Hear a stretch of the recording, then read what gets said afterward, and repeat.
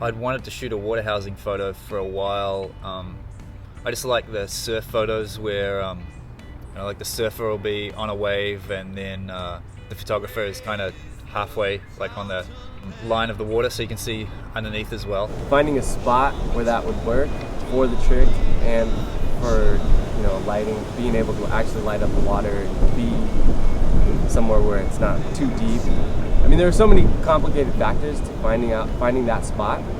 And then he thought of this one, and Dave's in Northern California, so he thought, like, you know what, we should do that. Do you have a trick for it? And I said, yeah, I'm down. I've always wanted to skate that spot. And so he drove down just to try to shoot it. And then the whole time I'm there thinking, like, am I gonna do this trick? Like, he came all the way down. Is this gonna be easy? So I get the camera in the housing, we get some flashes and everything set up, and to skate that spot you have to put 2 ladders together on the back of the wall that Walker's getting the roll up from. Also, the fountains started going off, and one of the fountains was broken, so it was aimed right at the runway. So the water was going off, and it was kind of windy that day, so a little water was getting on the tiles where the runway was. But one of them was just drenching the whole runway. And so eventually we figured out a way to block it so it wasn't spouting. And then I just had to use a t-shirt every time before I would run. To use those water housings, to make it so that the water beads off of the front of them the best, you have to spit on the front of the housing and kind of rub the port.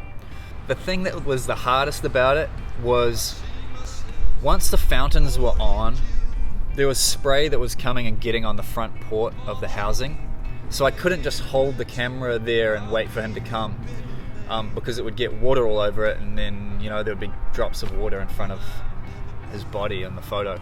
So each time I went to shoot a photo, I would be looking at him, and if I saw that he was going to go, I would pull the camera out, spit on the housing, rub the lens to get a nice little saliva coating. I would put it back in the water. Then when he was going to go, I would just pull it out, line the photo up through the eyepiece with my head right on the level of the water, and then look up at him and shoot it when he went. And sometimes I didn't time that well, and so I wasn't ready, or there was spray all over the lens, and it was kind of a nightmare. I just tucked a couple of ollies, and then I managed to do the trick relatively quickly. I think it happened in the first 10 minutes or something. I thought ahead too. I got an extra setup that was exactly the same because I knew my board was going to go in the water, and I didn't want to have that be a setback. So I had 2 setups on the session. I don't know, I was up in the air because I switched backside flipped it that day too, but I wasn't sure which one. The weird thing about that spot is there's a wall there.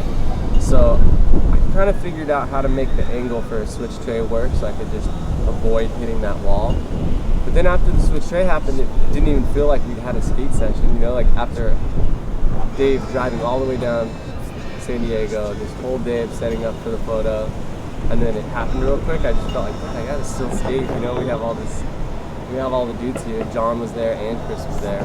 And so I got the switch back to the flip, but that took me forever, and my board went in the water probably 10 or probably more than 15 times. What I'm so hyped on is that Dave never even showed me the photo. I came over to his house to meet his new little baby, and so that was the exciting thing. And I'd heard it, made it on the cover, but I hadn't seen it. But I didn't even want to mention it because it's like, you just had a kid, I know you want to talk about the cover. And then he came over and he's like, here, just sit down on the couch. You can just move that blanket. And I was like, okay. And then I moved the blanket, and then he put the cover underneath the blanket, all cute style. I think it's definitely one of my favorites, just because it was a lot of preparation. Normally you don't have to put in that much work, but it was kind of cool because it felt more like a photo shoot. Going skating and shooting photos doesn't really feel like you're doing a full legit photo shoot, but this thing was a production. So my first cover ever. So I'm wearing on the cover of a magazine. I'm so psyched. So sick that's a TransWorld.